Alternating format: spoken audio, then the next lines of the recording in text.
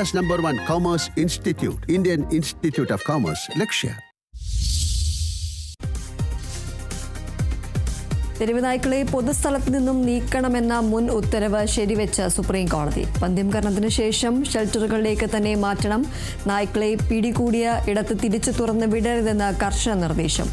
മുൻ ഉത്തരവിൽ മാറ്റം വരുത്തണമെന്ന മൃഗസ്നേഹികളുടെ ആവശ്യം തള്ളി. മനുഷ്യജീവന് ഭീഷണിയായ അപകടകാരികളായ നായ്ക്കളെ കൊല്ലാമെന്നും കോടതി.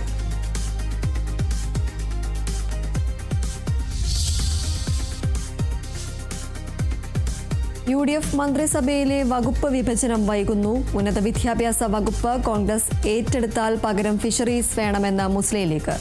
ഫിഷറീസ് ലീഗിന് നൽകുന്നതിൽ എതിർപ്പറിയിച്ച് ലത്തീൻ സഭയും ധീവരസഭയും. കൃഷി വകുപ്പ് ലഭിച്ചതിൽ വിമുഖത അറിയിച്ച മന്ത്രി ടി സിദ്ദിഖ്. മന്ത്രി കെ തുളസിയുടെ വകുപ്പുകളിലും തീരുമാനമായില്ല.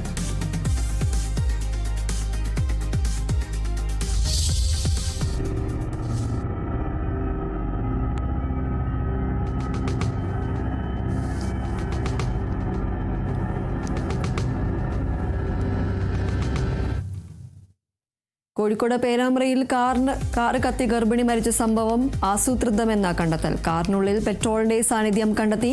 അപകടത്തിന് മുമ്പ് ഒരു യുവതി കന്നാസിൽ പെട്രോൾ വാങ്ങുന്നത് ദൃശ്യങ്ങൾ പുറത്ത്. ദൃശ്യങ്ങളുള്ളത് മരിച്ച സോനയാണെന്ന സംശയം. വിശദ അന്വേഷണത്തിന് പോലീസ്.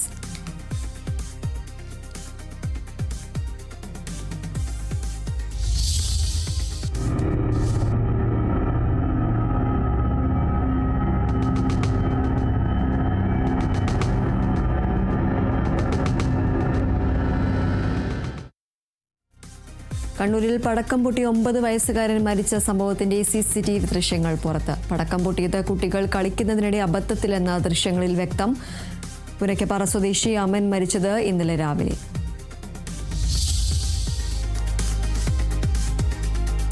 സംസ്ഥാനത്ത് ഇന്ന് ശക്തമായ മഴയ്ക്ക് സാധ്യത. 9 ജില്ലകളിൽ മഞ്ഞ മുന്നറിയിപ്പ്. കേരള തീരത്ത് കള്ളക്കടൽ പ്രതിഭാസത്തിനും സാധ്യത. കണ്ണൂർ കാസർഗോഡ് തീരങ്ങളിൽ കടലാക്രമണ മുന്നറിയിപ്പ്. വരും ദിവസങ്ങളിലും മഴ തുടരുമെന്ന് കാലാവസ്ഥാ വകുപ്പ്.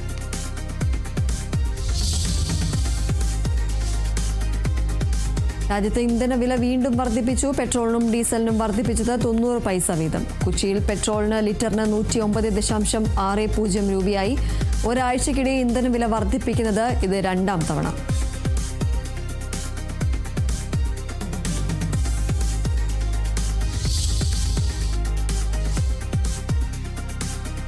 ഗൗതം അദാനിക്കും സാഗർ അദാനിക്കും ആശ്വാസം. അദാനിക്കെതിരായ എല്ലാ ക്രിമിനൽ കുറ്റപത്രങ്ങളും ഒഴിവാക്കി അമേരിക്ക. US നീതിന്യായ വകുപ്പ് റദ്ദാക്കിയത്. ന്യൂയോർക്ക് കോടതിയിൽ നിലനിന്നിരുന്ന തട്ടിപ്പ് കേസുകൾ. നടപടി ആരോപണങ്ങൾ നിലനിൽക്കാൻ ആവശ്യമായ തെളിവുകളില്ലെന്ന് ചൂണ്ടിക്കാട്ടി.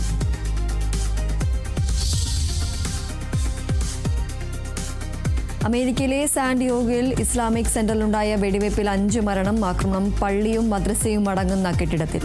മരിച്ചത് 2 അക്രമികളും സുരക്ഷാ ജീവനക്കാരനടക്കം 3 പേരും. അക്രമികൾ 17ഉം 19ഉം വയസ്സ് പ്രായമുള്ള ആൺകുട്ടികൾ. അക്രമികൾ മരിച്ചത് സ്വയം വെടിയുതിർത്ത്.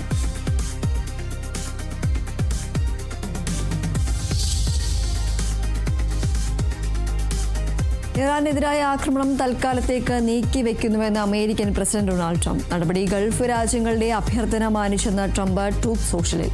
നിർണായകമായ ചർച്ചകൾ നടന്നുകൊണ്ടിരിക്കുന്നു. അമേരിക്കയ്ക്ക് അനുകൂലമായ കരാർ ഉണ്ടാകുമെന്ന് ഉറപ്പ് ലഭിച്ചതായും ട്രംപ്.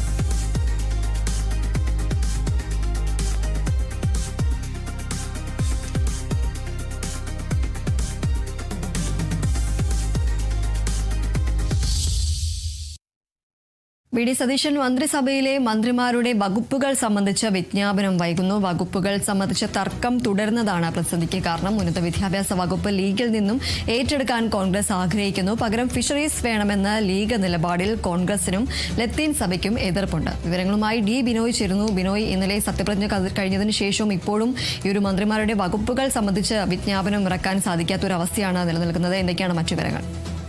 ചില വകുപ്പുകൾ കൈകാര്യം ചെയ്യുന്ന കാര്യത്തിൽ ഇപ്പോഴും പ്രതിസന്ധി തുടരുകയാണ്. പ്രത്യേകിച്ചും ഘടകകക്ഷി നൽകിയിരിക്കുന്ന വകുപ്പുകളിൽ ലീഗും അതുപോലെ തന്നെ കേരള കോൺഗ്രസ് ജോസഫ് വിഭാഗവും RSPക്കുമൊക്കെ ചെറിയ തരത്തിൽ അതൃപ്തിയുണ്ട്. കോൺഗ്രസിലെ ചില മന്ത്രിമാർക്കും അതൃപ്തിയുണ്ട്. ഇതിൽ പ്രധാനമായും അതൃപ്തിയുള്ളത് ഈ ലീഗ് ആവശ്യപ്പെട്ടിരിക്കുന്ന ഫിഷറീസ് വകുപ്പ് ലീഗിന് നൽകാൻ പാടില്ല എന്ന ഒരു നിലപാട് കോൺഗ്രസ് ചില മന്ത്രിമാർ പറയുന്നുണ്ട്. പ്രത്യേകിച്ചും അത് ലത്തീൻ കത്തോലിക്ക സഭയുടെ ഭാഗത്തു നിന്നും ഒരു വിയോജിപ്പുണ്ടായിരുന്നു. അത് കോൺഗ്രസ് തന്നെ കൈവശം വയ്ക്കുകയും ലത്തീൻ കത്തോലിക്ക സഭയുമായി ബന്ധപ്പെട്ട ഒരാളിനെ മന്ത്രിയാക്കണം എന്നൊരു നിർദ്ദേശവും വെച്ചിരുന്നു. പക്ഷേ കഴിഞ്ഞ ദിവസം മുഖ്യമന്ത്രി VD സതീശനുമായി നടത്തിയ കൂടിക്കാഴ്ചയിൽ തൽക്കാലം മന്ത്രി ഇല്ല എങ്കിൽ തന്നെ പ്രശ്നം പരിഹരിക്കാവുന്ന നിലയിലേക്ക് എത്തിച്ചേർന്നിട്ടുണ്ട്. പക്ഷേ ആ വകുപ്പ് കോൺഗ്രസ് തന്നെ കൈകാര്യം ചെയ്യണം എന്നൊരാവശ്യം അവർ മുന്നോട്ട് വച്ചിരിക്കുകയാണ്. അങ്ങനെ ഉള്ള ഒരു സാഹചര്യം.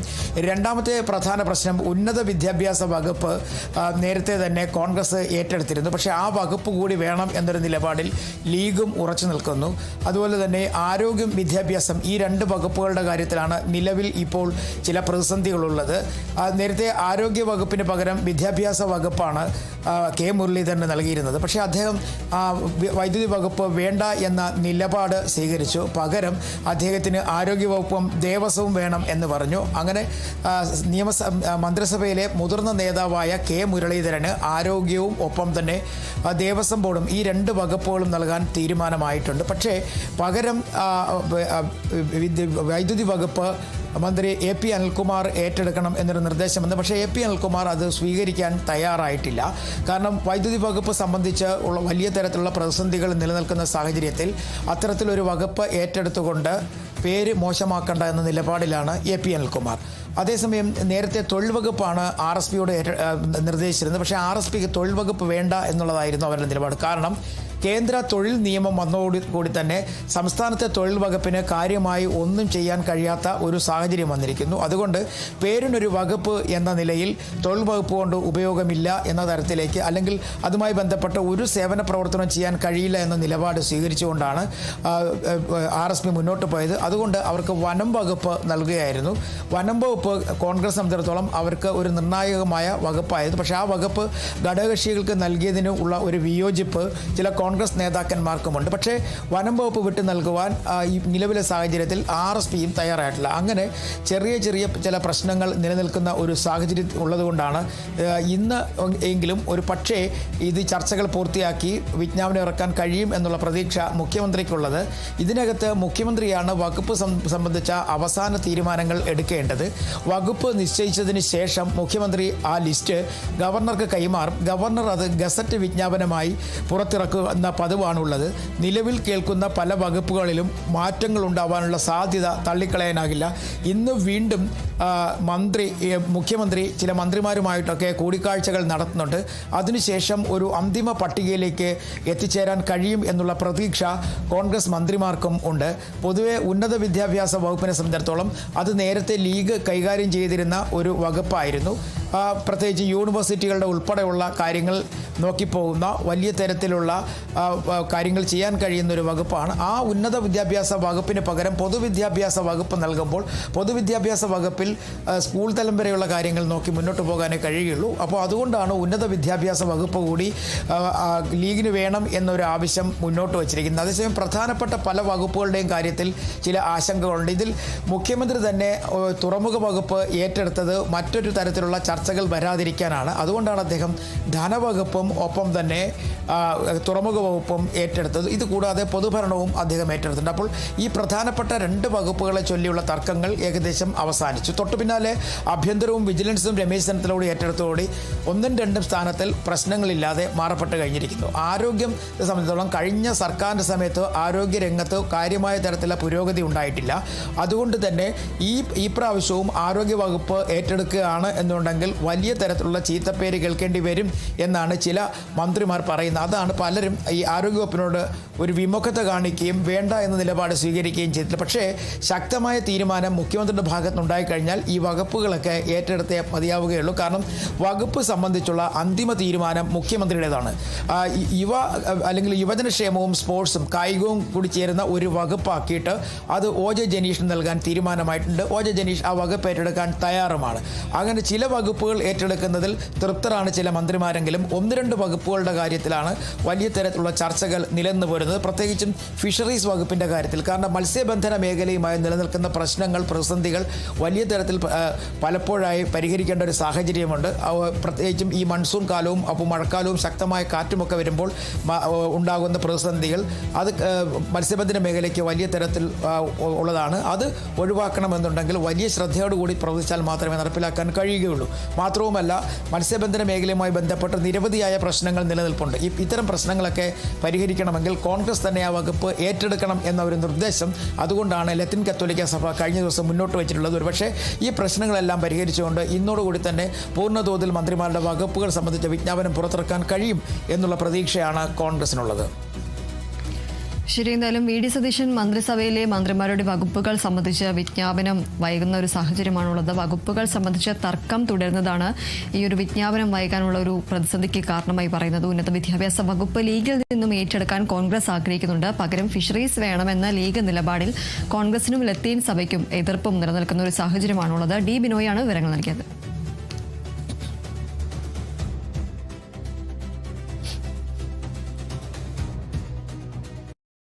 അടുത്ത മാസം 15 മുതൽ KSRTC ബസ്സിൽ സ്ത്രീകൾക്ക് പ്രഖ്യാപിച്ചിരിക്കുന്ന സൗജന്യ യാത്രാ പദ്ധതിക്ക് നേരെ പ്രതിഷേധവുമായി സ്വകാര്യ ബസ് ഉടമകൾ.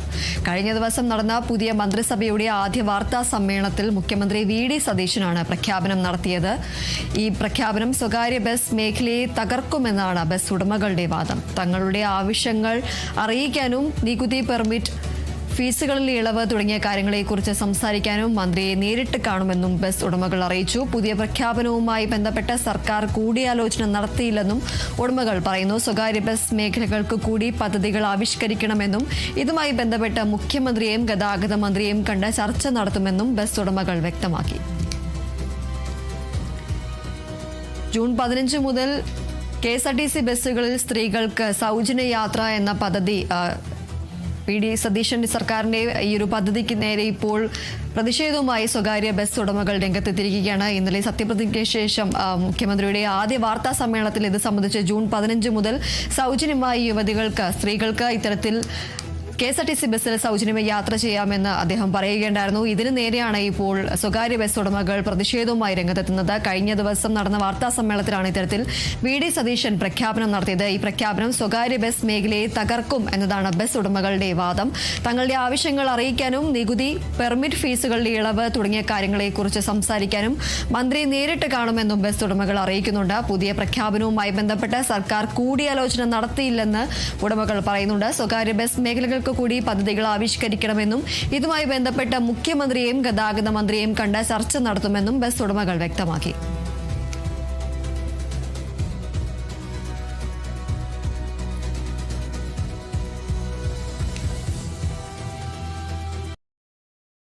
മന്ത്രിസഭയിൽ മാത്യു കുഴൽനാടനെ ഉൾപ്പെടുത്താത്തതിൽ അതൃപ്തി പരസ്യമാക്കി മൂവാറ്റുപുഴയിലെ കോൺഗ്രസ് പ്രവർത്തകർ. ബ്ലോക്ക് പ്രസിഡന്റ് സാബു ജോൺ ഉൾപ്പെടെയുള്ള പ്രാദേശിക നേതാക്കളുടെയും പ്രവർത്തകരുടെയും ഫേസ്ബുക്ക് പോസ്റ്റുകളാണ് ചർച്ചയാകുന്നത്. തെരഞ്ഞെടുപ്പ് ഫലം വന്നതു മുതൽ വി ഡി സതീശൻ മന്ത്രിസഭയിൽ മൂവാറ്റുപുഴയ്ക്ക് പ്രതിനിധി ഉണ്ടാകും എന്ന് അണികൾ പ്രതീക്ഷിച്ചിരുന്നു. എറണാകുളം ജില്ലയുടെ കിഴക്കൻ മേഖലയുടെയും ഇടുക്കി ജില്ലയുടെയും സമഗ്രമായ വികസനത്തിന് മാത്യു കുഴൽനാടൻ മന്ത്രിയാകേണ്ടത് അനിവാര്യമായിരുന്നു എന്നതാണ് ഫേസ്ബുക്ക് കുറിപ്പിലൂടെ പ്രവർത്തകർ ചൂണ്ടിക്കാണിക്കുന്നത്. അർഹതയുണ്ടായിരുന്നിട്ടും കുഴൽനാടനെ ആരോ വെട്ടിയെന്നും UDFന്റെ മുന്നേറ്റത്തിന് കാരണമായ കുഴൽനാടനെ മാറ്റി നിർത്തിയതിന് UDF നേതൃത്വം വിശദീകരണം നൽകണമെന്നുമാണ് പ്രവർത്തകരുടെ പോസ്റ്റിലെ വിമർശനം.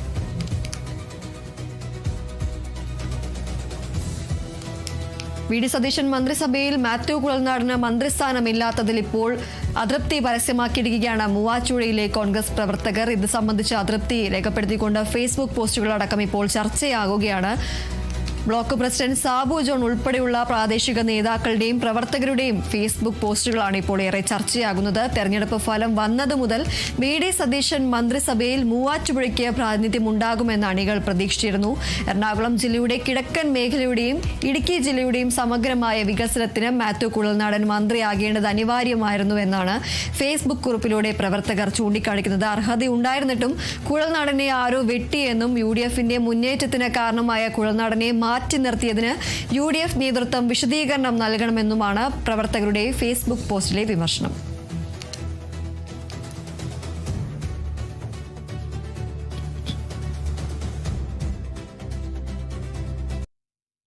സാമ്പത്തിക അച്ചടക്കം പാലിച്ചുള്ള വികസന പ്രവർത്തനങ്ങൾക്കാണ് UDF തുടക്കം കുറിക്കാൻ ഉദ്ദേശിക്കുന്നത്. കേന്ദ്ര സർക്കാരിന്റെ നയങ്ങൾ തൽക്കാലം നടപ്പിലാക്കാതെ സാമ്പത്തിക പ്രതിസന്ധി മറികടന്ന് മുന്നോട്ടു പോകാൻ കഴിയുമെന്ന പ്രതീക്ഷയും മുഖ്യമന്ത്രി പങ്കുവയ്ക്കുന്നു. കാണാം സ്പെഷ്യൽ റെസ്പോൺസ്.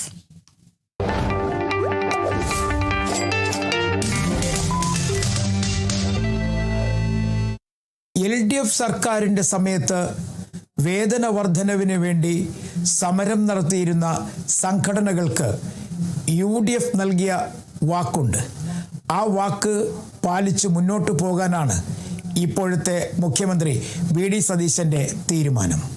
അതനുസരിച്ചുള്ള നീക്കങ്ങളും തുടങ്ങി.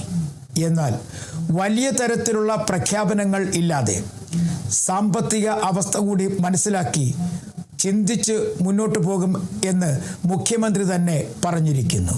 പ്രത്യേകിച്ചും കേരളത്തിൻ്റെ വിഹിതം കേന്ദ്രത്തിൽ നിന്ന് കിട്ടുന്നത് അതനുസരിച്ച് മാത്രമേ നിലവിലെ സാഹചര്യത്തിൽ മുന്നോട്ട് പോകാൻ കഴിയുകയുള്ളൂ. എന്നാൽ ആഭ്യന്തര വരുമാനത്തിൽ കാര്യമായ വർധന ഉണ്ടായിട്ടുണ്ട് എന്നാണ് കഴിഞ്ഞ LDF സർക്കാരും ഒപ്പം അന്നത്തെ ധനമന്ത്രിയും പറയുന്നത്.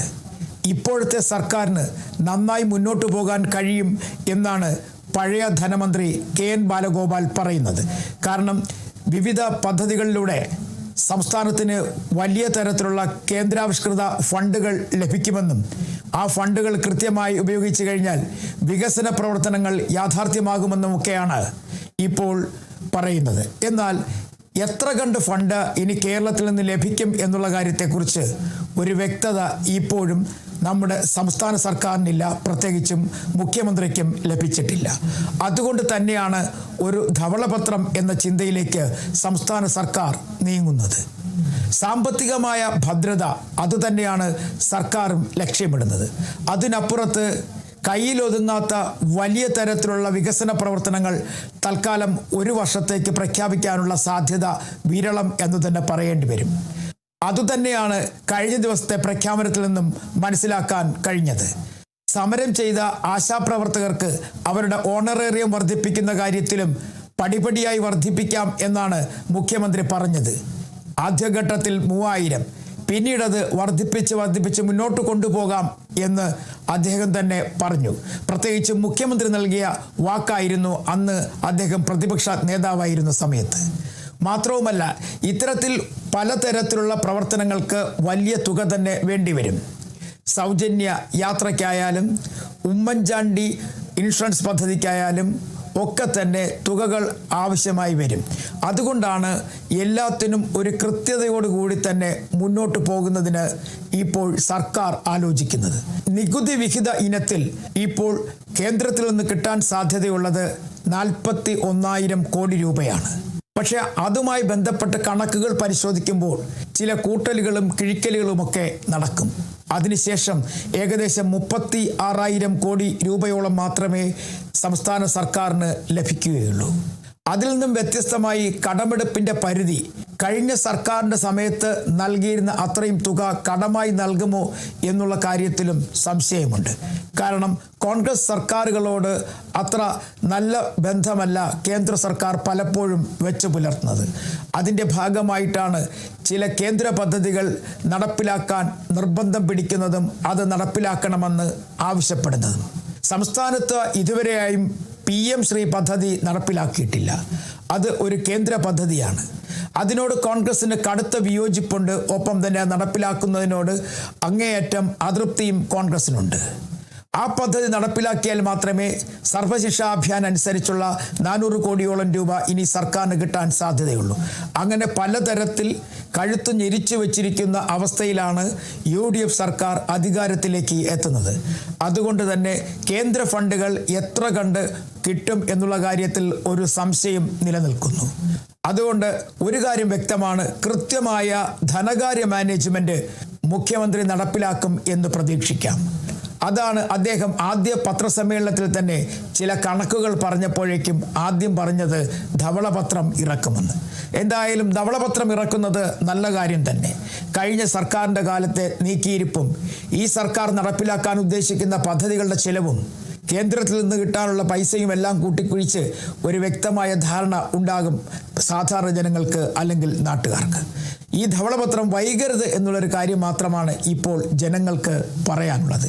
ഇനി ഒരു കാര്യം കൂടി, ഈ കടമെടുപ്പ് വിഹിതവുമായി ബന്ധപ്പെട്ട് വലിയ തരത്തിലുള്ള ഞെരുക്കം ഉണ്ടായാൽ അല്ലെങ്കിൽ വിഹിതം അനുവദിക്കുന്ന കാര്യത്തിൽ ഏതെങ്കിലും തരത്തിലുള്ള കുറവ് ഉണ്ടായാൽ അത് സംസ്ഥാന സർക്കാരിനെ ബാധിക്കാനുള്ള സാധ്യതയും തള്ളിക്കളയാനാകില്ല. സംസ്ഥാനത്തിൻ്റെ നികുതി വിഹിതം കൊണ്ട് മാത്രം ഇപ്പോൾ മുന്നോട്ട് പോകുന്നു അല്ലെങ്കിൽ പോകാൻ കഴിയും എന്നുള്ള പ്രതീക്ഷയും വേണ്ട. അതുകൊണ്ട് തന്നെ കേന്ദ്ര സർക്കാരുമായി വലിയ പിണക്കത്തിലല്ലാതെ മുന്നോട്ട് പോകാൻ തന്നെയായിരിക്കും ധനമന്ത്രി കൂടിയായ മുഖ്യമന്ത്രിയുടെ നീക്കം. തുടക്കത്തിൽ ഇത് മാത്രമല്ല, ഇനി വരാൻ പോകുന്ന മെയ് അവസാനമാകുമ്പോഴേക്കും സർക്കാർ സർവീസിൽ നിന്നും വിരമിക്കുന്നവരുടെ എണ്ണം കൂടുതലാണ്. അവർക്ക് വിരമിക്കൽ വേതനം ഉൾപ്പെടെയുള്ളവ നൽകേണ്ടി വരും. അതിനും വലിയൊരു തുക കണ്ടെത്തണം. ഇതുകൂടാതെ ജൂൺ ആകുമ്പോഴേക്കും മറ്റു ചില പ്രവൃത്തികൾക്കായി കൂടുതൽ പൈസ വേണം.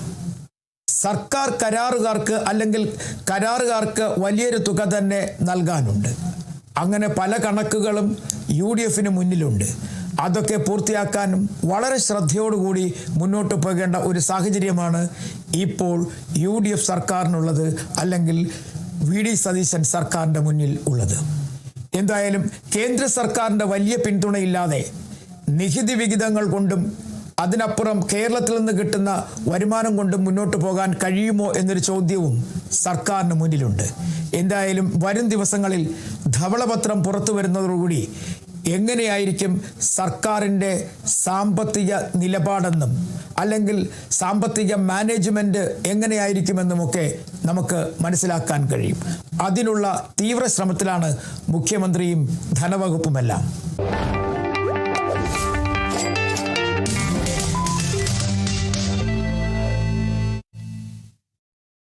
ഇടവേളയ്ക്ക് ശേഷം തിരികെ എത്താം.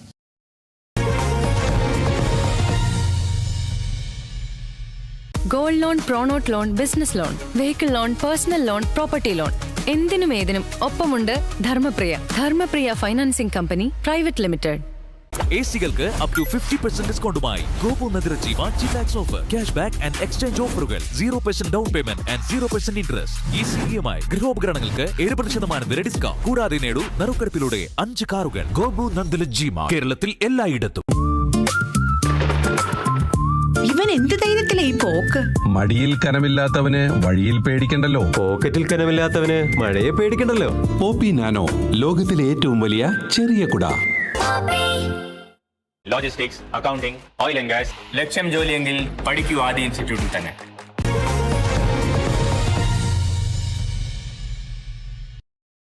പൊതു ഇടങ്ങളിൽ നിന്നും തെരുവ് നായ്ക്കളെ നീക്കണമെന്ന മുൻ ഉത്തരവിൽ മാറ്റം വരുത്തണമെന്നാവശ്യപ്പെട്ടുകൊണ്ടുള്ള മൃഗസ്നേഹികളുടെ ഹർജി തള്ളി സുപ്രീംകോടതി. മനുഷ്യജീവന് ഭീഷണിയായ അപകടകാരികളായ നായ്ക്കളെ കൊല്ലാമെന്നും കോടതി നിർദ്ദേശം നൽകി. വിവരങ്ങളുമായി അതുല്യ ചേരുന്നു. അതുല്യ, നിർണായകമായ ഒരു ഉത്തരവ് തന്നെയാണ് സുപ്രീം കോടതിയുടെ ഭാഗത്തുനിന്നുണ്ടായിരിക്കുന്നത്. എന്തൊക്കെയാണ് മറ്റു വിവരങ്ങൾ? ദീപ്തി, ഇതിനു മുൻപ് സുപ്രീം കോടതി തെരുവ് നായ്ക്കളെ പൊതുസ്ഥലത്ത് നിന്ന് നീക്കണം എന്ന് കർശനമായി തന്നെ ഒരു നിർദ്ദേശം പുറപ്പെടുവിച്ചിരുന്നു. അതായത് പൊതുസ്ഥലങ്ങളിൽ നായകൾക്ക് ഭക്ഷണം നൽകുന്നതടക്കമുള്ള കാര്യങ്ങൾ ഈ നായകളുടെ ആക്രമണവും അതുപോലെ തന്നെ അവയുടെ വ്യാപനത്തിനും എല്ലാം കാരണമാകുന്നുണ്ട്. അതിനാൽ ഈ നായകളെ പിടിച്ചുകൊണ്ടുപോയി വന്ധ്യംകരണം ചെയ്യുകയും അതിനുശേഷം തിരിച്ച് അതാത് ഇടങ്ങളിൽ തന്നെ ഇറക്കി വിടുകയും ചെയ്യുന്നത് നിർത്തണം. പകരം വന്ധ്യംകരണത്തിന് ശേഷം ഈ നായകളെ ഷെൽട്ടറുകളിലേക്ക് മാറ്റണം എന്നിങ്ങനെയുള്ള ഒരു ഉത്തരവാണ് കോടതി പുറപ്പെടുവിച്ചിരുന്നത്. എന്നാൽ ഇപ്പോൾ അതിനെതിരായി മൃഗസ്നേഹികളുടെ ഒരു സംഘടന സമർപ്പിച്ച ഹർജിയാണ് സുപ്രീം കോടതി ഇപ്പോൾ തള്ളിയിരിക്കുന്നത്. ഈ നായകളെ പൊതുസ്ഥലത്ത് തുറന്നു വിടരുത് എന്നുള്ള ആദ്യത്തെ ഉത്തരവ് സുപ്രീം കോടതി ശരിവെച്ചിരിക്കുകയാണ്.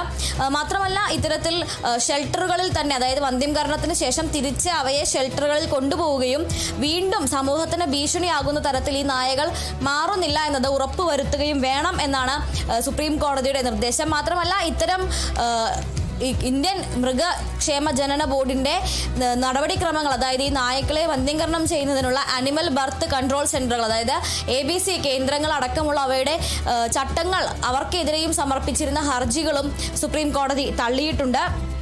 ഈ പറയുന്ന നിർദ്ദേശങ്ങൾ പാലിക്കുന്നതിൽ ഏതെങ്കിലും തരത്തിലുള്ള വീഴ്ചകൾ വരുത്തുകയോ അല്ലെങ്കിൽ ആരെങ്കിലും ഈ നിയമങ്ങൾ പാലിക്കാതിരിക്കുകയോ ചെയ്താൽ ആ ഉദ്യോഗസ്ഥർക്കെതിരെ നടപടി ഉണ്ടാകും എന്നും കോടതി അറിയിച്ചിട്ടുണ്ട്.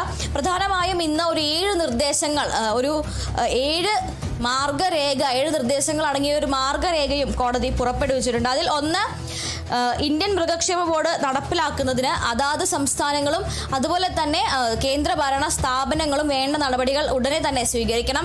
രണ്ടാമത്തേത്, ഓരോ ജില്ലയിലും ഒരു മൃഗജനന അല്ലെങ്കിൽ ഒരു വന്ധ്യംകരണ ABC സെന്റർ എങ്കിലും ഒരു ജില്ലയിൽ വേണം എന്ന രീതി. അതായത് ഒരു സംസ്ഥാനത്തെ എത്ര ജില്ലകളുണ്ടോ ആ ജില്ലകളിൽ ഓരോന്നിലും ഒരു ABC കേന്ദ്രമെങ്കിലും ഏറ്റവും കുറഞ്ഞത് വേണം. ഇത്തരത്തിൽ നഗരങ്ങൾ കൂടുതലുള്ള ഇടങ്ങളിൽ, തെരുവുനായ ശല്യം രൂക്ഷമായ ഇടങ്ങളിൽ ഈ ABC സെന്ററുകളുടെ എണ്ണം കൂട്ടണം എന്നും പറയുന്നുണ്ട്. അതുപോലെ തന്നെ ആന്റി റാബീസ് വാക്സിനുകളുടെ, അതായത് ഇമ്മ്യൂണോഗ്ലോബുലിനുകളുടെയും ആന്റി റാബീസ് വാക്സിനുകളുടെയും മതിയായ ലഭ്യത അതാത് സംസ്ഥാന ഗവൺമെന്റുകളും കേന്ദ്രഭരണ പ്രദേശങ്ങളും ഉറപ്പാക്കണം. മാത്രമല്ല, ഈ തെരുവുനായ്ക്കളുടെ ഭീഷണി ഒഴിവാക്കുന്നതിന് തദ്ദേശ സ്വയംഭരണ സ്ഥാപനങ്ങളിലെ ഉദ്യോഗസ്ഥർക്ക് അധികാരമുണ്ട് എന്നും അവർക്ക് അതിനിടയിൽ ലഭിക്കുന്ന എന്തെങ്കിലും പ്രശ്നം ഉണ്ടാവുകയാണെങ്കിൽ അതിന് അവർക്ക് സംരക്ഷണം ലഭിക്കും. അതായത് മൃഗസ്നേഹികളുടെ ഭാഗത്ത് നിന്ന് ഇവർക്കെതിരെ പ്രതിഷേധം പോലുള്ള മറ്റ് സംഭവങ്ങളൊന്നും ഉണ്ടാക്കാൻ അനുവദിക്കില്ല എന്നാണ് കോടതി പറഞ്ഞിരിക്കുന്നത്. മാത്രമല്ല, ഏറ്റവും സുപ്രധാനമായ സുപ്രീം കോടതിയുടെ ഇന്നത്തെ നിർദ്ദേശം എന്ന് പറയുന്നത്, മനുഷ്യജീവന് ഭീഷണിയാകുന്ന തരത്തിൽ അല്ലെങ്കിൽ അപകടകാരികളായ ആക്രമണകാരികളായ നായകളെ നിയമപരമായി അനുവദനീയമായ രീതിയിൽ കൊല്ലാം എന്നാണ് സുപ്രീം കോടതി നിർദ്ദേശിച്ചിരിക്കുന്നത്. അതായത് ഇത്തരത്തിൽ ഷെൽട്ടറുകളിലേക്ക് മാറ്റുന്നത് കൊണ്ട് മാത്രം ഈ ഒരു പ്രശ്നം തീരില്ല. മറിച്ച് അപകടകാരികളായ, നിയന്ത്രിക്കാൻ കഴിയാത്ത, മനുഷ്യജീവന് ഭീഷണിയാകുന്ന തരത്തിലുള്ള നായകളെ നിയമപരമായി ദയാവധത്തിന് വിധേയനാക്കാം എന്നാണ് സുപ്രീം കോടതിയുടെ നിർദ്ദേശം. മാത്രമല്ല, ഈ നിർദ്ദേശങ്ങൾ പാലിക്കുന്നതിൽ വീഴ്ച വരുത്തിയാൽ ഹൈക്കോടതികൾ സ്വമേധയാ കേസെടുക്കണം എന്നും പറയുന്നുണ്ട്. പിന്നെ ഏറ്റവും അവസാനത്തെ നിർദ്ദേശം എന്ന് പറയുന്നത് തെരുവുനായ്ക്കളുമായി ബന്ധപ്പെട്ടല്ല, മറിച്ച് പൊതു ഇടങ്ങളിൽ മൃഗങ്ങളുടെ സാന്നിധ്യം ഒഴിവാക്കുന്നതുമായി ബന്ധപ്പെട്ടുള്ള പരാതികളും കോടതി ഇതിനോടൊപ്പം തന്നെ പരിഗണിച്ചിരുന്നു. പ്രത്യേകിച്ചും ഇന്ത്യൻ നിരത്തുകളിൽ കന്നുകാലികളുടെ സാന്നിധ്യം ഒരു വലിയ പ്രശ്നമായി മാറുന്ന സാഹചര്യത്തിൽ തെരുവുനായ് വിഷയത്തോടൊപ്പം തന്നെ അതും സുപ്രീം കോടതി പരിഗണിച്ചിരുന്നു. ഇപ്പോൾ കന്നുകാലികളുടെ ശല്യത്തിൽ നിന്ന് ദേശീയപാതകൾ സുരക്ഷിതമാക്കാൻ ദേശീയപാത അതോറിറ്റിക്കും ഹൈക്കോടതി നിർദ്ദേശം നൽകിയിട്ടുണ്ട്. ഇങ്ങനെ ഈ 7 നിർദ്ദേശങ്ങളാണ് ഇന്നിപ്പോൾ ഈ തെരുവുനായ്ക്കളുടെ വന്ധ്യംകരണവും അതുപോലെ തന്നെ തെരുവുനായ്ക്കളെ പൊതുയിടങ്ങളിൽ നിന്ന് നീക്കുന്നതുമായി ബന്ധപ്പെട്ടുകൊണ്ടുള്ള സുപ്രീം കോടതി സ്വമേധയാ എടുത്ത കേസിൽ പുറപ്പെടുവിച്ചിരിക്കുന്ന മാർഗനിർദ്ദേശങ്ങൾ എന്ന് പറയുന്നത്. ഇതിൽ കഴിഞ്ഞ നവംബറിൽ തന്നെ ഇത്തരത്തിൽ തെരുവുനായകളെ പിടിച്ചുകൊണ്ടുപോയി വന്ധ്യംകരണം നടത്തുകയും ഷെൽട്ടറുകളിലേക്ക് മാറ്റുകയും ചെയ്യണം എന്ന് ഉത്തരവിട്ടിരുന്നു. എന്നാൽ ആ ഉത്തരവിനെ ചോദ്യം ചെയ്തുകൊണ്ടാണ് മൃഗസ്നേഹികൾ ഒരു ഹർജി സമർപ്പിച്ചത്. അത്തരത്തിൽ ഇവയെ ഒരു കൺഫൈൻമെന്റ്, അതായത് ഒരു തടങ്കലിൽ വെക്കാൻ പാടില്ല, മറിച്ച് എവിടെ നിന്നാണോ പിടിച്ചുകൊണ്ടുപോയത് അവിടെ തന്നെ വന്ധ്യംകരണത്തിന് ശേഷം തിരിച്ചു വിടണം എന്നായിരുന്നു മൃഗസ്നേഹികളുടെ നിർദ്ദേശം. ആദ്യം അതായത് ഷെൽട്ടറുകളിൽ താമസിപ്പിക്കണം, പുറത്തു വിടരുത് എന്നുള്ള സുപ്രീം കോടതിയുടെ ഉത്തരവ് പിൻവലിക്കണം എന്നതായിരുന്നു അവരുടെ ആവശ്യം. എന്നാൽ ആ ആവശ്യത്തെയാണ് ഇപ്പോൾ സുപ്രീം കോടതി തള്ളിക്കളഞ്ഞിരിക്കുന്നത്. മാത്രമല്ല, ഇത്തരത്തിൽ പൊതു ഇടങ്ങളിൽ വിടുന്നതിനെതിരെ, പൊതു ഇടങ്ങളിൽ നായകൾക്ക് ഭക്ഷണം നൽകുന്നതിനെതിരെയും സുപ്രീം കോടതി കർശനമായി തന്നെ നിർദ്ദേശം പുറപ്പെടുവിച്ചിട്ടുണ്ട്. ശരി, എന്തായാലും പൊതുയിടങ്ങളിൽ നിന്നും തെരുവുനായ്ക്കളെ നീക്കണമെന്ന മുൻ ഉത്തരവിൽ മാറ്റം വരുത്തണമെന്നാവശ്യപ്പെട്ടുകൊണ്ടുള്ള മൃഗസ്നേഹികളുടെ ഹർജി ഇപ്പോൾ സുപ്രീം കോടതി തള്ളിയിരിക്കുകയാണ്. പൊതുയിടങ്ങളിൽ നിന്നും ഇത്തരത്തിൽ തെരുവുനായ്ക്കളെ നീക്കണമെന്ന കർശനമായ നിർദ്ദേശമാണ് ഇപ്പോൾ സുപ്രീം കോടതി നൽകിയിരിക്കുന്നത്. മനുഷ്യജീവന് ഭീഷണിയായ അപകടകാരികളായ നായ്ക്കളെ കൊല്ലാമെന്നും കോടതി നിർദ്ദേശം നൽകിയിട്ടുണ്ട്. അതുല്യാണ് വിവരങ്ങൾ നൽകിയത്.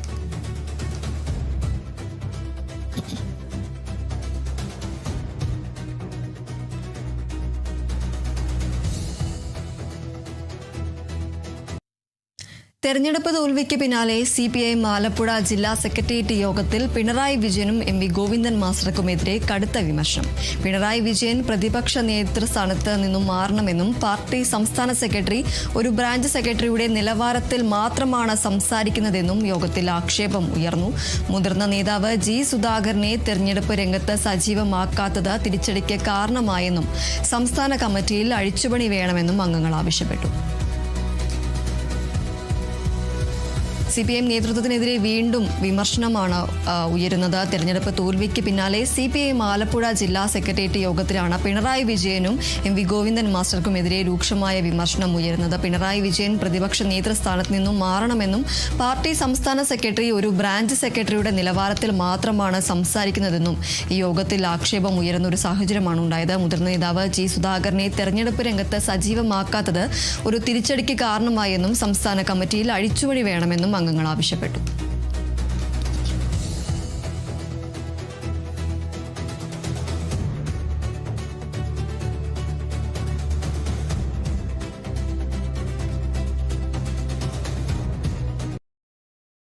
LDFന് തുടർഭരണം ലഭിച്ചപ്പോൾ കേരളത്തിൽ വലിയ വികസന കുതിപ്പുണ്ടായെന്നും നിലവിലെ തിരിച്ചടികളെ അതിജീവിച്ച് LDF കരുത്തോടെ തിരിച്ചു വരുമെന്നും CPM സംസ്ഥാന സെക്രട്ടറി MV ഗോവിന്ദൻ മാസ്റ്റർ.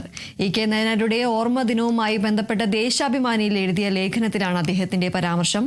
അതിദാരിദ്ര്യമുക്ത സംസ്ഥാനമാക്കിയിട്ടും പൊതുവികസന പദ്ധതികൾ നടപ്പിലാക്കിയിട്ടും എന്തുകൊണ്ട് പരാജയപ്പെട്ടു എന്നത് പരിശോധിക്കും. വലിയ തിരിച്ചടികൾ ഉണ്ടായ ശേഷം തിരിച്ചു വന്ന മുൻ ഉദാഹരണങ്ങളും അദ്ദേഹം ഓർമ്മിപ്പിച്ചു. BJP കൂട്ടുപിടിച്ചാണ് പലയിടത്തും UDF വിജയിച്ചതെന്നും അദ്ദേഹം ആരോപിച്ചു. കേരളത്തിൽ വർഗീയ ശക്തികൾ തലപൊക്കുകയാണെന്നും വരാനിരിക്കുന്ന വിപത്തിന്റെ സൂചനയാണിതെന്നും ഇതിനെതിരെ മുന്നോട്ടു പോകണം. കൂടുതൽ കരുത്തോടെ പാർട്ടി തിരിച്ചു വരുമെന്നതിൽ തർക്കമില്ല. 2001 40 ഒതുങ്ങിയ പാർട്ടിക്ക് പിന്നീട് 99 സീറ്റ് ലഭിക്കുന്ന നിലയുണ്ടായിട്ടുണ്ടെന്നും ഗോവിന്ദൻ മാസ്റ്റർ കൂട്ടിച്ചേർത്തു.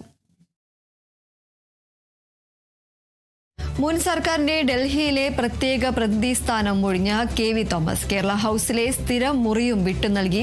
304 നമ്പർ മുറി മറ്റതിഥികൾക്ക് നൽകി തുടങ്ങി. രാജിയുടെ ആവശ്യമില്ലെന്നും മന്ത്രിസഭ ഒഴിഞ്ഞതോടെ കാലാവധി അവസാനിച്ചെന്നും KV തോമസ്. ലോക്സഭാ തെരഞ്ഞെടുപ്പിൽ സീറ്റ് ലഭിക്കാത്തതിനെ തുടർന്നാണ് കോൺഗ്രസുമായി ഇടഞ്ഞ് KV തോമസ് CPMനൊപ്പം കൂടിയത്. 2023 ജനുവരിയിൽ സർക്കാരിന്റെ ഡൽഹിയിലെ പ്രത്യേക പ്രതിനിധിയായി നിയോഗിക്കുകയായിരുന്നു.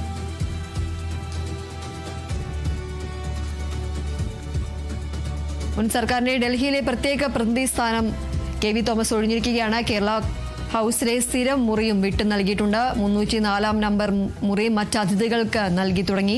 രാജിയുടെ ആവശ്യമില്ലെന്നും മന്ത്രിസഭ ഒഴിഞ്ഞതോടെ കാലാവധി അവസാനിച്ചെന്നും KV തോമസ്. ലോക്സഭാ തെരഞ്ഞെടുപ്പിൽ സീറ്റ് ലഭിക്കാത്തതിനെ തുടർന്നാണ് കോൺഗ്രസുമായി ഇടഞ്ഞ് KV തോമസ് CPMനൊപ്പം ചേർന്നത്. 2023 ജനുവരിയിൽ സർക്കാരിന്റെ ഡൽഹിയിലെ പ്രത്യേക പ്രതിനിധിയായി നിയോഗിക്കപ്പെടുകയായിരുന്നു.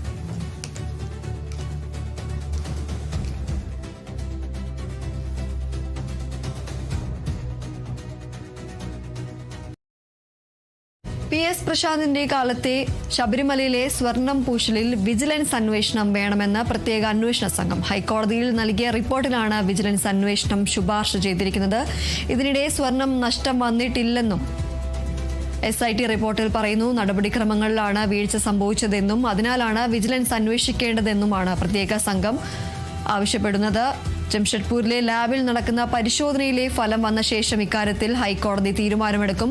സ്വർണ്ണ നഷ്ടം വന്നില്ലെന്ന് ഉറപ്പാക്കിയ ശേഷമായിരിക്കും വിജിലൻസ് അന്വേഷണത്തിന് ശുപാർശ നൽകുക.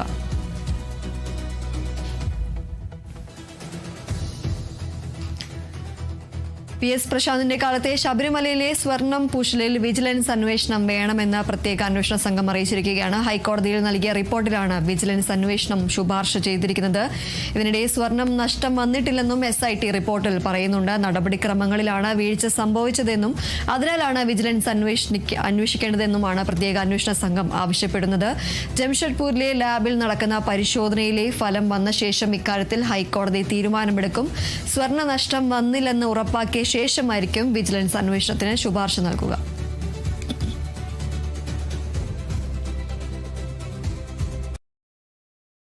പേരാമ്പ്രയിൽ കാറിന് തീപിടിച്ച് ഗർഭിണി മരിച്ച സംഭവം അപകടമല്ലെന്നും ആസൂത്രിതമാണെന്നും പോലീസ് കണ്ടെത്തൽ. അപകടത്തിന് മുമ്പ് ഒരു സ്ത്രീ പെട്രോൾ വാങ്ങുന്നതിന്റെ തെളിവ് ലഭിച്ചെന്ന പോലീസ്. ഇതാരാണെന്ന് സ്ഥിരീകരിക്കാനുള്ള അന്വേഷണത്തിലാണ് പോലീസ്. വിവരങ്ങളുമായി റിയാസ് KMR ചേരുന്നു. റിയാസ്, നിർണായകമായ വിവരങ്ങൾ തന്നെയാണ് ഇപ്പോൾ പുറത്തുവരുന്നത്. ആസൂത്രിതമായ ഒരു അപകടമാണ് എന്നതാണ് ഇപ്പോൾ പോലീസിന്റെ കണ്ടെത്തൽ.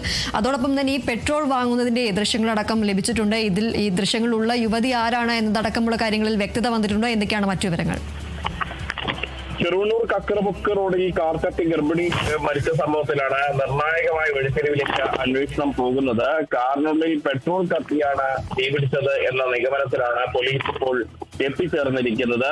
ഈ പെട്രോൾ എങ്ങനെ വന്നു എന്ന കാര്യമാണ് ഇനി സ്ഥിരീകരിക്കുന്നത്. മാത്രമല്ല, ഈ ചെറുവണ്ണൂരിനടുത്ത പെട്രോൾ പമ്പിൽ നിന്നും ഒരു യുവതി കാനൽ പെട്രോൾ വാങ്ങുന്ന CCTV ദൃശ്യം പോലീസിന് ലഭിച്ചിട്ടുണ്ട്. ആ ദൃശ്യം നമുക്ക് ലഭിച്ചിട്ടുണ്ട്. അത് ഉടൻ തന്നെ പ്രേക്ഷകർക്ക് കാണാൻ കഴിയും എന്ന് വിശ്വസിക്കുന്നു. അത് കണ്ടാൽ നമുക്ക് വ്യക്തമാകും. കാരണം ആ യുവതി പെട്രോൾ പമ്പിൽ വരുന്നു, പെട്രോൾ പമ്പിൽ വന്ന് കന്നാസിൽ ഒരു കാനിൽ പെട്രോൾ വാങ്ങുന്നു, ആ യുവതി മടങ്ങിപ്പോകുന്നതൊക്കെ നമുക്ക് കൃത്യമായിട്ട് കാണും. ഈ ഒരു ദൃശ്യം ഒരു നിർണായകമായ തെളിവായിട്ടാണ് പോലീസ് എടുത്തിട്ടുള്ളത്.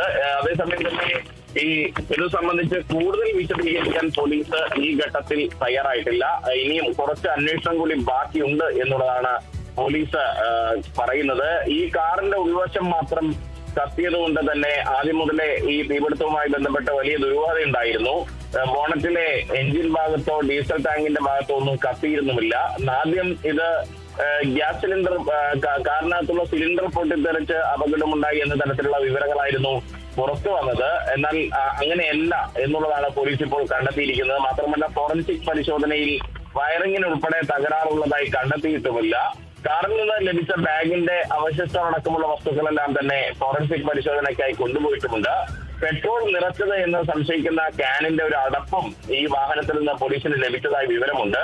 കഴിഞ്ഞ വെള്ളിയാഴ്ച രാത്രി 9 മണിയോടുകൂടിയാണ് ഈ കക്കറമുക്കിൽ ഈ കാർ കത്തുന്ന സാഹചര്യം ഉണ്ടായത്. സംഭവത്തിൽ ഈ കക്കറമുക്ക് പൂവത്തുംചാൽ സ്വദേശിയായിട്ടുള്ള രജിൻലാലിന്റെ ഭാര്യ സോന മരണപ്പെട്ടിരുന്നു. ഈ വളരെ ഒരു ദാരുണമായിട്ടാണ് അവർ 6 മാസം ഗർഭിണിയായിരുന്നു. ഈ ഭർത്താവ് രജിൻലാലായിരുന്നു കാർ ഓടിച്ചിരുന്നത്. ഈ രജിൻലാലിനും പൊള്ളലേൽക്കുന്ന സാഹചര്യം ഉണ്ടായിരുന്നു. പൊള്ളലേറ്റ രജിൻലാൽ കാറിന്റെ മുൻവാതിൽ തുറന്ന് പുറത്തിറങ്ങി തൊട്ടടുത്ത തോട്ടിലേക്ക് ചാടി എന്നുള്ള രീതിയിലായിരുന്നു പോലീസിന് ആദ്യം മൊഴി നൽകിയിട്ടുണ്ടായിരുന്നത്. അതേസമയം തന്നെ പിൻസീറ്റിൽ കിടക്കുകയായിരുന്നു സോന ഉണ്ടായിരുന്നത് എന്നാണ് ഈ മൊഴിയിൽ വ്യക്തമാക്കുന്നത്. അങ്ങനെയെങ്കിൽ ഈ പിൻ സീറ്റിന്റെ ലോക്ക് തുറക്കാൻ കഴിഞ്ഞില്ല എന്നൊരു മൊഴിയാണ് രജിൻലാൽ പോലീസിന് ആദ്യം നൽകിയത്. അതുകൊണ്ട് തന്നെ ഇതിലേറെ ദുരൂഹതകളുണ്ട്. ഒപ്പം തന്നെ പെട്രോളിൽ നിന്ന് തീ വിടർന്നു എന്ന് പറയുമ്പോൾ ഈ ക്യാനിന്റെ അടപ്പും കാറിനകത്തുനിന്ന് കിട്ടിയിരുന്നു. ഒപ്പം തന്നെ ഈ ചെറുവണ്ണൂരിനടുത്തുള്ള പെട്രോൾ പമ്പിൽ നിന്ന് ഒരു യുവതി പെട്രോൾ വാങ്ങുന്നതിന്റെ CCTV ദൃശ്യങ്ങളും പോലീസിന് ലഭിക്കുന്നു. സ്വാഭാവികമായും ഇതെല്ലാം തന്നെ വലിയ ദുരൂഹതയിലേക്കാണ് കാര്യങ്ങൾ കൊണ്ടുപോകുന്നത്. ഈ യുവതി എന്തിനാ അവിടെ പോയി പെട്രോൾ വാങ്ങി, ക്യാനിൽ പെട്രോൾ വാങ്ങി? ഒപ്പം തന്നെ എന്തായിരുന്നു അത്, സോനയാണോ എന്ന് കൂടി സ്ഥിരീകരിക്കേണ്ടതുണ്ട്. സോനയാണ് എന്ന് തെളിഞ്ഞു കഴിഞ്ഞാൽ കുറച്ചുകൂടി ഗൗരവകരമായ രീതിയിലേക്ക് ഇതിന്റെ ദുരൂഹതയുടെ ആഴം വർദ്ധിക്കും. ഒപ്പം തന്നെ അന്ന് പറഞ്ഞതുപോലെ ഈ ഗ്യാസ് സിലിണ്ടർ പൊട്ടിത്തെറിച്ചല്ല ഈ സംഭവം നടന്നത് എന്നുള്ളത് വളരെ ഗൗരവകരമായ കാര്യമാണ്. ഒപ്പം തന്നെ പെട്രോളിൽ നിന്ന് തീ പടർന്നു എന്ന് പറയുമ്പോൾ ഈ പെട്രോൾ എന്തിന് കാറിനകത്ത് സൂക്ഷിച്ചു തുടങ്ങിയ കാര്യങ്ങളെല്ലാം തന്നെ സംശയിക്കേണ്ടതുണ്ട്. ഒപ്പം തന്നെ സോനയുടെ ബന്ധുക്കൾ രജിൻലാലിനെതിരെ തിരിയുന്ന ഒരു സാഹചര്യം ഉണ്ടായിരുന്നു. അത്തരം കാര്യങ്ങൾ ഇനിയിപ്പോൾ പോലീസ് അന്വേഷിച്ചു വരികയാണ്. നാളെയോ മറ്റന്നാളോ പൂർണ്ണ വിവരം നൽകാൻ പറ്റും എന്നുള്ളതാണ് അന്വേഷണ സംഘം വ്യക്തമാക്കുന്നത്. തീപിടിച്ച് ഗർഭിണി മരിച്ച സംഭവത്തിൽ അപകടമല്ല, ആസൂത്രിതമാണ് ഈ സംഭവം എന്നതാണ് ഇപ്പോൾ പോലീസിന്റെ കണ്ടെത്തലുണ്ടായിരിക്കുന്നത്. അപകടത്തിന് മുമ്പ് ഒരു സ്ത്രീ പെട്രോൾ വാങ്ങുന്നതിന്റെ തെളിവും പോലീസിന് ലഭിച്ചിട്ടുണ്ട്. അതിന്റെ CCTV ദൃശ്യങ്ങളടക്കം പുറത്തു വന്നിട്ടുണ്ട്. ഇതാരാണ്, ഈ യുവതി ആരാണ് എന്നത് സ്ഥിരീകരിക്കാനുള്ള അന്വേഷണത്തിലാണ് ഏതായാലും പോലീസ് ഇപ്പോൾ ഉള്ളത്. അതിന്റെ ദൃശ്യങ്ങളടക്കം ഇപ്പോൾ നിർണായകമായ ദൃശ്യങ്ങൾ തന്നെയാണ് ഇപ്പോൾ പുറത്തു വന്നിരിക്കുന്നത്. റിയാസ് കേമാറാണ് വിവരങ്ങൾ നൽകിയത്. മോഡലിംഗിന്റെ മറവിൽ മനുഷ്യക്കടത്ത് നടത്തിയ കേസിൽ ഒരു യുവതി കൂടി കസ്റ്റഡിയിൽ. പൊന്നാനി സ്വദേശി മഞ്ജിമയാണ് പിടിയിലായത്. കേസിൽ ഇതുവരെ 3 പേരെയാണ് കസ്റ്റഡിയിലെടുത്തത്. ഇനിയും അറസ്റ്റുകൾക്ക് സാധ്യതയുണ്ടെന്നാണ് വിവരം. മരട് പോലീസ് രജിസ്റ്റർ ചെയ്ത കേസിൽ ഇന്നലെ ഇന്ദു, അലീന എന്നിവരെ അറസ്റ്റ് ചെയ്തിരുന്നു. പിടിയിലായ അലീന മുൻപും ക്രിമിനൽ കേസുകളിൽ അറസ്റ്റിലായിട്ടുണ്ട്. അലീനയ്ക്ക് കൊച്ചിയിലെ ഗുണ്ടാ സംഘങ്ങളുമായി അടുത്ത ബന്ധമുണ്ടെന്നാണ് പോലീസ് വ്യക്തമാക്കുന്നത്. നിലവിൽ മരട് പോലീസിന് 3 പരാതികളാണ് ലഭിച്ചത്. മുംബൈയിൽ നിന്ന് അറസ്റ്റ് ചെയ്ത 1-ാം പ്രതി സിന്ധുവിനെ ഇന്ന് കൊച്ചിയിലെത്തിക്കും. മോഡലിംഗിന്റെ മറവിൽ മനുഷ്യക്കടത്ത് നടത്തിയ കേസിൽ ഇപ്പോൾ ഒരു യുവതി കൂടി കസ്റ്റഡിയിലായിരിക്കുകയാണ്. പൊന്നാനി സ്വദേശിനിയായ മഞ്ജിമയാണ് ഇപ്പോൾ പിടിയിലായിരിക്കുന്നത്. കേസിൽ ഇതുവരെ 3 പേരെയാണ് പിടികൂടിയിരിക്കുന്നത്. ഇനിയും അറസ്റ്റുകൾ ഈ ഒരു കേസിൽ ഉണ്ടാകാനുള്ള സാധ്യതയാണ് കാണുന്നത്. മരട് പോലീസ് രജിസ്റ്റർ ചെയ്ത കേസിൽ ഇതുവരെ ഇന്ദു, അലീന എന്നിവരെ അറസ്റ്റ് ചെയ്തിട്ടുണ്ട്. ഇപ്പോൾ ഒരാളുടെ ഒരാളെ കൂടി കസ്റ്റഡി എടുത്തിരിക്കുകയാണ്. പിടിയിലായ അലീന മുൻപും ക്രിമിനൽ കേസുകളിൽ അറസ്റ്റിലായിട്ടുണ്ട് എന്നതാണ് ലഭിക്കുന്ന വിവരം. അലീനയ്ക്ക് കൊച്ചിയിലെ ഗുണ്ടാ സംഘങ്ങളുമായും അടുത്ത ബന്ധമുണ്ട് എന്നും പോലീസ് വ്യക്തമാക്കുന്നുണ്ട്. നിലവിൽ മരട് പോലീസിന് 3 പരാതികളാണ് ലഭിച്ചിരിക്കുന്നത്. മുംബൈയിൽ നിന്ന് അറസ്റ്റ് ചെയ്ത 1-ാം പ്രതി സിന്ധുവിനെ ഇന്ന് കൊച്ചിയിലെത്തിക്കും.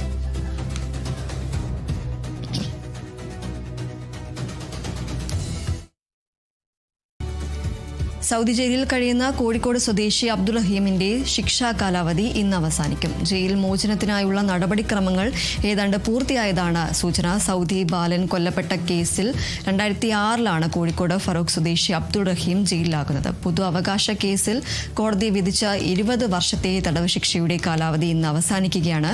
രാജ്യം വിടാനുള്ള എമർജൻസി സർട്ടിഫിക്കറ്റ് റിയാദിലെ ഇന്ത്യൻ എംബസി തയ്യാറാക്കിയിട്ടുണ്ട്. 15 മില്യൺ റിയാൽ അഥവാ 34 കോടിയോളം രൂപ മോചനദ്രവ്യം വാങ്ങി കൊല്ലപ്പെട്ട സൗദി ബാലന്റെ കുടുംബം അബ്ദുൾ റഹീമിന് മാപ്പ് നൽകുകയായിരുന്നു. കോടതി വധശിക്ഷ റദ്ദാക്കുകയും ചെയ്തു. ഇതോടെ പൊതു അവകാശ കേസിലെ തടവ് ശിക്ഷയ്ക്ക് ശേഷം മോചനത്തിനുള്ള വഴി തെളിഞ്ഞു.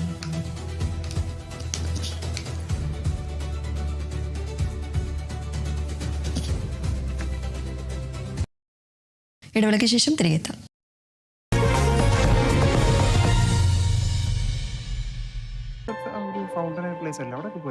അവിടെ പോയിരുന്നു. അതിന്റെ ഫോട്ടോസ് ഒക്കെ കണ്ടില്ലേ ഞാൻ?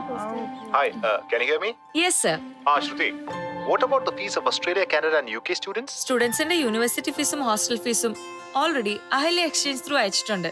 അതാവുമ്പോ ക്രെഡിറ്റ് ആയതിന്റെ പ്രോംപ്റ്റ് കൺഫർമേഷനും കിട്ടും.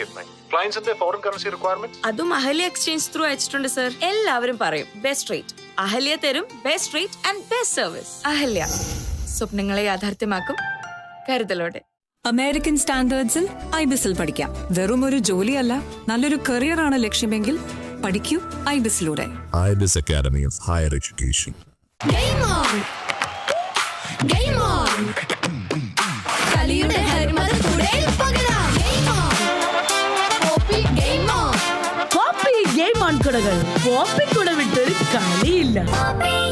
മൈ ചോയ്സ്, 4 ആൾ അറിയുന്ന പുട്ട്. ഇനി സ്പൈസസും മൈ ചോയ്സ്, ക്വാളിറ്റിയിൽ no compromise. Sun Medical and Research Centre. 5 മുതൽ 8 മിനിറ്റ് വരെയുള്ള ചുരുങ്ങിയ സമയം കൊണ്ട് ആർട്ടിഫിഷ്യൽ ഇന്റലിജൻസ് സംവിധാനം വഴി MRI സ്കാനിംഗ് സാധ്യമാകുന്ന സൺ മെഡിക്കൽ ആൻഡ് റിസർച്ച് സെന്ററിലെ VPS സ്കാനിൽ ഒരുക്കിയിരിക്കുന്ന അത്യാധുനിക MRI സ്കാൻ ഇന്ത്യയിൽ തന്നെ ആദ്യമായി 3D ഇമേജിംഗ് ആൻഡ് പ്രൊപ്പല്ലർ വഴി ചെറിയ ചലനങ്ങളിൽ പോലും മികവാർന്ന ചിത്രങ്ങൾ ഒപ്പിയെടുക്കാൻ കഴിയുന്ന സംവിധാനമാണ്. തികഞ്ഞ സംതൃപ്തി ഉറപ്പു നൽകുന്നതോടൊപ്പം സാധ്യതകളുടെ വലിയ ലോകത്തിലേക്ക് നിങ്ങളെ സ്വാഗതം ചെയ്യുന്നു. Sun Medical and Research Centre, the first NABH accredited hospital in Thrissur.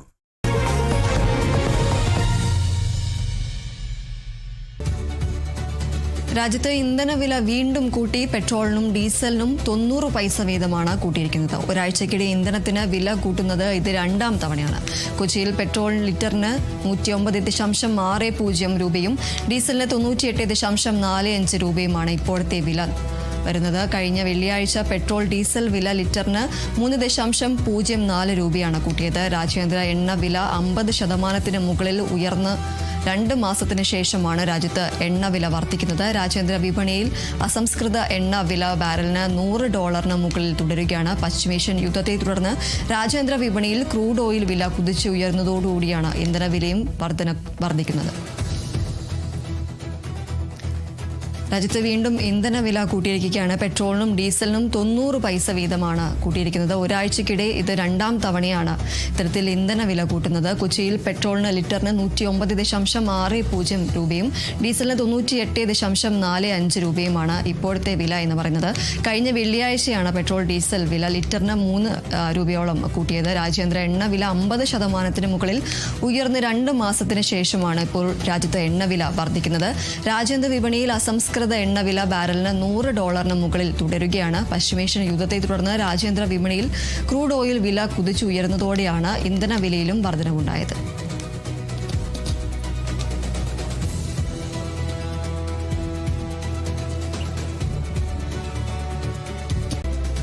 സംസ്ഥാനത്ത് ഇന്നും ശക്തമായ മഴയ്ക്ക് സാധ്യത. 9 ജില്ലകളിൽ മഞ്ഞ മുന്നറിയിപ്പ് പ്രഖ്യാപിച്ചു. തിരുവനന്തപുരം, കൊല്ലം, പത്തനംതിട്ട, ആലപ്പുഴ, കോട്ടയം, എറണാകുളം, ഇടുക്കി, കണ്ണൂർ, കാസർഗോഡ് ജില്ലകളിലാണ് മുന്നറിയിപ്പ്.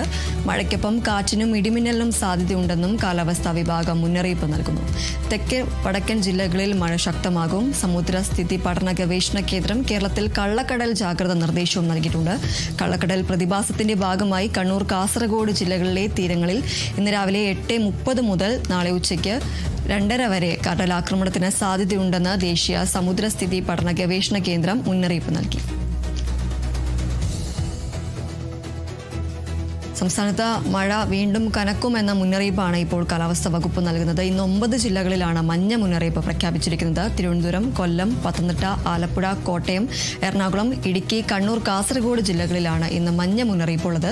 മഴയ്ക്കൊപ്പം കാറ്റിനും ഇടിമിന്നലിനും സാധ്യതയുണ്ട് എന്നും കാലാവസ്ഥാ വകുപ്പ് മുന്നറിയിപ്പ് നൽകുന്നുണ്ട്.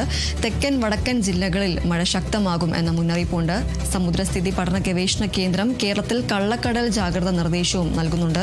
കള്ളക്കടൽ പ്രതിഭാസത്തിന്റെ ഭാഗമായി കണ്ണൂർ, കാസർഗോഡ് ജില്ലകളിലെ തീരങ്ങളിൽ ഇന്ന് രാവിലെ 8:30 മുതൽ നാളെ ഉച്ചയ്ക്ക് 2:30 വരെ കടലാക്രമണത്തിന് സാധ്യതയുണ്ട് എന്നും മുന്നറിയിപ്പ് നൽകുന്നു.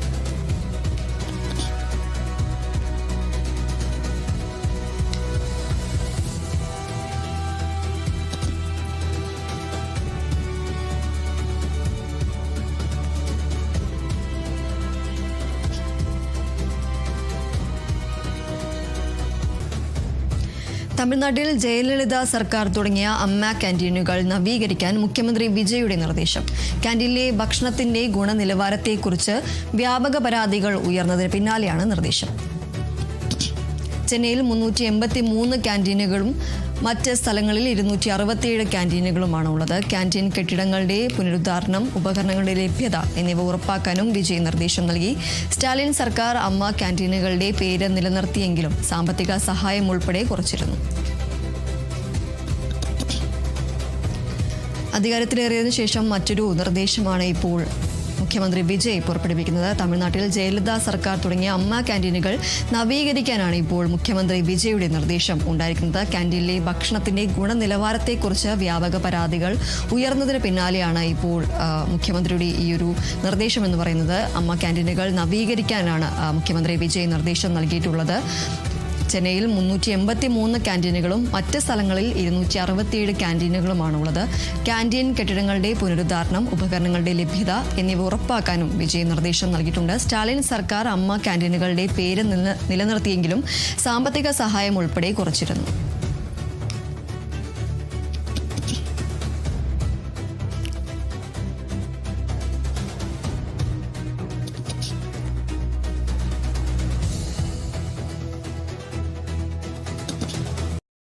കണ്ണൂർ അഴീക്കോട് ആഹ്ലാദ പ്രകടനത്തിനിടെ പടക്കം പൊട്ടി 9കാരൻ മരിച്ചതിൽ അപകട ദൃശ്യങ്ങൾ പുറത്ത്. മരിച്ച പുന്നക്കപ്പാറ സ്വദേശി പുന്നക്കപ്പറമ്പ് സ്വദേശി അമ്മനാണ് മരിച്ചത്. ഇതിന്റെ ദൃശ്യങ്ങളാണ് ഇപ്പോൾ പുറത്തു വന്നിരിക്കുന്നത്.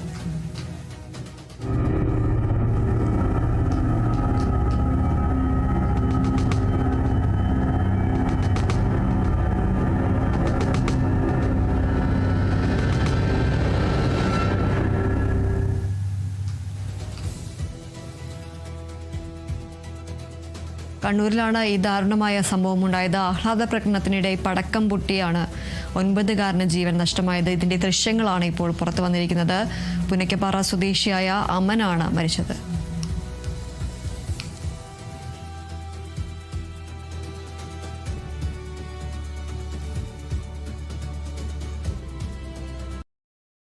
കോഴിക്കോട് കൂടരഞ്ഞി പൂവാറം തോട്ടിൽ നിന്നും യുവാവിനെ കാണാതായതായി പരാതി. ഊട്ടി കോതേരി സ്വദേശി സതീഷ് എന്ന യുവാവിനെയാണ് കാണാതായത്. 17 രാവിലെ തമ്പുരാൻ കൊല്ലി ഭാഗത്തു നിന്നും കാട്ടിലേക്ക് കയറി പോകുന്നതാണ് നാട്ടുകാർ കണ്ടത്. യുവാവിനെ കണ്ടെത്താനായി പോലീസും ഫോറസ്റ്റ് വകുപ്പും സംയുക്തമായി കാട്ടിൽ വ്യാപകമായ തെരച്ചിൽ ആരംഭിച്ചിട്ടുണ്ട്. പ്രദേശവാസികളുടെ സഹായത്തോടെയാണ് നിലവിൽ പരിശോധന പുരോഗമിക്കുന്നത്. കോഴിക്കോട് കൂടരഞ്ഞിൽ നിന്നുമാണ് യുവാവിനെ കാണാതായതായി പരാതി ഉയരുന്നത്. കൂടിറങ്ങി പൂവാറം തോട്ടിൽ നിന്നുമാണ് ഇത്തരത്തിൽ യുവാവിനെ കാണാതായ പരാതി ഉയരുന്നത്. ഊട്ടി കോതിരി സ്വദേശിയായ സതീഷ് എന്ന യുവാവിനെയാണ് കാണാതായിരിക്കുന്നത്. 17-ന് രാവിലെ തമ്പുരാൻകൊല്ലി ഭാഗത്തു നിന്നും കാട്ടിലേക്ക് ഇയാൾ കയറി പോകുന്നത് നാട്ടുകാർ കണ്ടിരുന്നു. യുവാവിനെ കണ്ടെത്താനായി പോലീസും ഫോറസ്റ്റ് വകുപ്പും സംയുക്തമായി കാട്ടിൽ തെരച്ചിൽ ആരംഭിച്ചിട്ടുണ്ട്. പ്രദേശവാസികളുടെ സഹായത്തോടെയാണ് നിലവിൽ പരിശോധന പുരോഗമിക്കുന്നത്.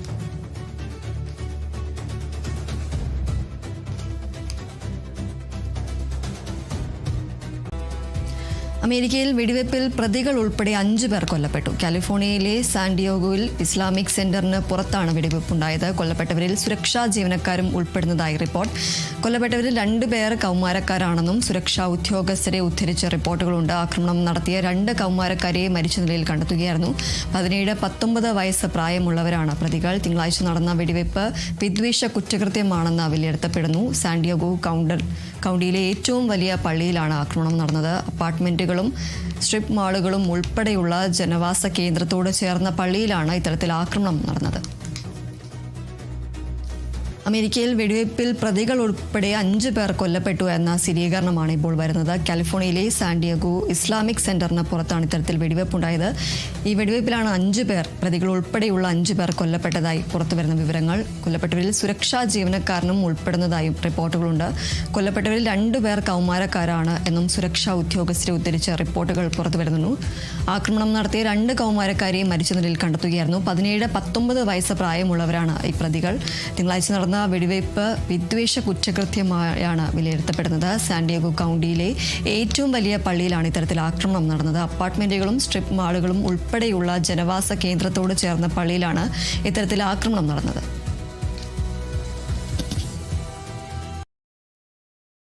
ഇറാനെതിരെ നടത്താനിരുന്ന സൈനിക ആക്രമണം താൽക്കാലികമായി നിർത്തിവെച്ചതായി അമേരിക്കൻ പ്രസിഡന്റ് ഡൊണാൾഡ് ട്രംപ്. ഖത്തറിന്റെയും സൗദി അറേബ്യയുടെയും UAEയുടെയും അഭ്യർത്ഥന മാനിച്ചാണ് ചൊവ്വാഴ്ച നടക്കാനിരുന്ന ആക്രമണം മാറ്റിവെച്ചെന്ന് ട്രംപ് ട്രൂത്ത് സോഷ്യലിലൂടെ അറിയിച്ചത്. സ്വീകാര്യമായ കരാറിൽ എത്തിച്ചേരാനായില്ലെങ്കിൽ ഇറാനെതിരെ പൂർണ്ണ ആക്രമണം നടത്താൻ തയ്യാറാകണമെന്ന് സൈന്യത്തിന് നിർദ്ദേശം നൽകിയതായി ട്രംപ്.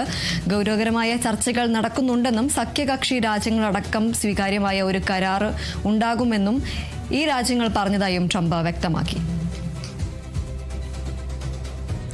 ഇറാനെതിരെ ചൊവ്വാഴ്ച നടത്താനിരുന്ന സൈനിക ആക്രമണം താൽക്കാലികമായി നിർത്തിവെച്ചതായി ട്രംപ് ഇപ്പോൾ അറിയിച്ചിരിക്കുകയാണ്. തന്റെ സമൂഹമാധ്യമ പ്ലാറ്റ്ഫോമായ ട്രൂത്ത് സോഷ്യലിലൂടെയാണ് ട്രംപ് ഈ ഒരു വിവരം പുറത്തുവിടുന്നത്. ഖത്തറിന്റെയും സൗദി അറേബ്യയുടെയും UAEയുടെയും അഭ്യർത്ഥന മാനിച്ചാണ് ഈ ഒരു തീരുമാനമെന്നും ഈ ചൊവ്വാഴ്ച നടത്താനിരുന്ന ആക്രമണം മാറ്റിവെച്ചത് എന്നും ട്രംപ് പറയുന്നുണ്ട്. സ്വീകാര്യമായ കരാറിൽ എത്തിച്ചേരാനായില്ലെങ്കിൽ ഇറാനെതിരെ പൂർണ്ണ ആക്രമണം നടത്താൻ തയ്യാറാകണമെന്ന് സൈന്യത്തിന് നിർദ്ദേശം നൽകിയതായും ട്രംപ് പറയുകയുണ്ടായി. ഗൗരവകരമായ ചർച്ചകൾ നടക്കുന്നുണ്ടെന്നും സഖ്യകക്ഷി രാജ്യങ്ങൾക്കടക്കം സ്വീകാര്യമായ ഒരു കരാർ ഉണ്ടാകുമെന്നും ഈ രാജ്യങ്ങൾ പറഞ്ഞതായും ട്രംപ് വ്യക്തമാക്കി.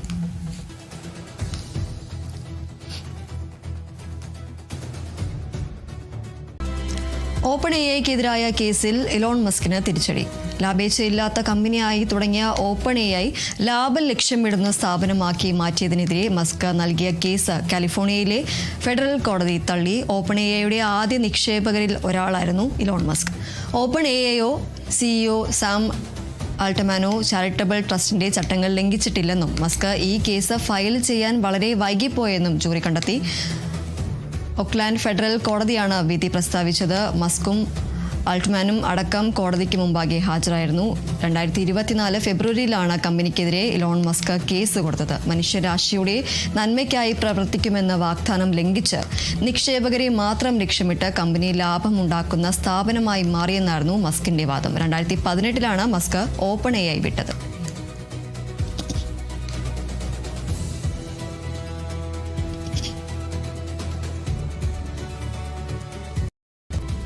ഇന്ത്യൻ വ്യവസായികളായ ഗൗതം അദാനി, സാഗർ അദാനി എന്നിവർക്ക് ആശ്വാസം. ഇവർക്കെതിരെയുള്ള എല്ലാ ക്രിമിനൽ കുറ്റപത്രങ്ങളും US നീതിന്യായ വകുപ്പ് പൂർണ്ണമായും ഒഴിവാക്കി. ന്യൂയോർക്ക് കോടതിയിൽ നിലനിന്നിരുന്ന തട്ടിപ്പ് കേസുകളാണ് US പ്രോസിക്യൂട്ടർമാർ എന്നേക്കുമായി റദ്ദാക്കിയത്. കുറ്റാരോപണങ്ങൾ നിലനിൽക്കാൻ ആവശ്യമായ തെളിവുകളില്ലെന്ന് ചൂണ്ടിക്കാട്ടിയാണ് US അധികൃതരുടെ നീക്കം. ഇന്ത്യയിൽ സൗരോർജ്ജ കരാറുകൾ നേടിയെടുക്കുന്നതിനായി $250 ദശലക്ഷം ഉദ്യോഗസ്ഥർക്ക് കൈക്കൂലിയായി നൽകാൻ അദാനിയും കൂട്ടരും പദ്ധതി വേട്ടയാടിയിട്ടു എന്നതായിരുന്നു 2024 നവംബറിൽ ഇവർക്കെതിരെ ചുമത്തിയ കുറ്റം. കഴിഞ്ഞ ആഴ്ച ഇന്ത്യയിലെ സൗരോർജ്ജ പദ്ധതികളുമായി ബന്ധപ്പെട്ട നിക്ഷേപകരെ വഞ്ചിച്ചുവെന്ന കേസും സെക്യൂരിറ്റീസ് ആൻഡ് എക്സ്ചേഞ്ച് കമ്മീഷൻ ഒത്തുതീർപ്പാക്കിയിരുന്നു. തൊട്ടുപിന്നാലെ US ട്രഷറി വകുപ്പിന്റെ ഭാഗമായ ഓഫീസ് ഓഫ് ഫോറിൻ അസറ്റ് കൺട്രോളിന്റെ ഉപരോധം ലംഘിച്ച് ഇറാനിൽ നിന്നും LPG ഇറക്കുമതി ചെയ്തതായും ബന്ധപ്പെട്ട കേസും തിങ്കളാഴ്ച ഒത്തുതീർപ്പായി.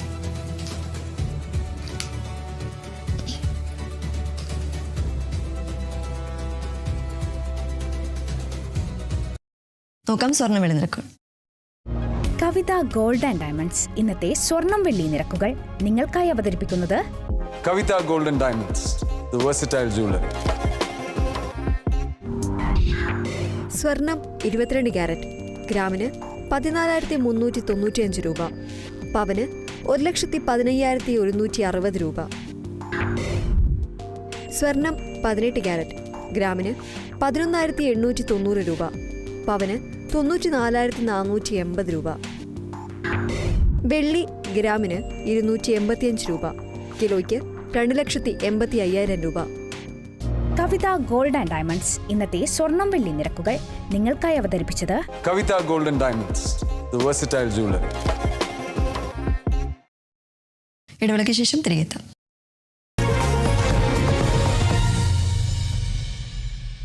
ലാസർ ചേട്ടൻ നമ്മുടെ ബ്രോക്കർ ചേട്ടൻ ബസ്സിന്